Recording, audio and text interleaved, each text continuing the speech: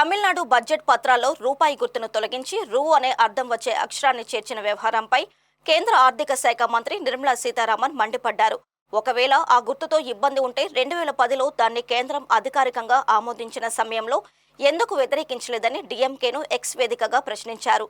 ఆ సమయంలో అధికారంలో ఉన్న యూపీఏ ప్రభుత్వంలో డీఎంకే భాగస్వామ్య పక్షంగా ఉన్న విషయాన్ని గుర్తు చేశారు. రూపాయి సింబల్ను రూపొందించిన వ్యక్తి డీఎంకే మాజీ ఎమ్మెల్యే తనయుడే కావడం గమనార్హమన్నారు. రూపాయి చిహ్నం అంతర్జాతీయంగా బాగా గుర్తింపు పొందింది. యూపీఏ సేవలను అంతర్జాతీయం చేసేందుకు భారత్ ప్రయత్నాలు చేస్తుంది. ఇటువంటి సమయంలో సొంత కరెన్సీ చిహ్నాన్ని మనం బలహీనపరుస్తున్నామని నిర్మలా సీతారామన్ పేర్కొన్నారు. ఎన్నికైన ప్రజాప్రతినిధులు, అధికారులు దేశ సార్వభౌమత్వాన్ని, సమగ్రతను నిలబెడతామని రాజ్యాంగం ప్రకారం ప్రమాణం చేస్తారని, అయితే రూపాయి వంటి జాతీయ చిహ్నాన్ని తొలగించడం ఆ ప్రమాణానికి విరుద్ధమని వ్యాఖ్యానించారు. ఇది జాతీయ ఐక్యత పట్ల నిబద్ధతను దెబ్బతీస్తుందన్నారు.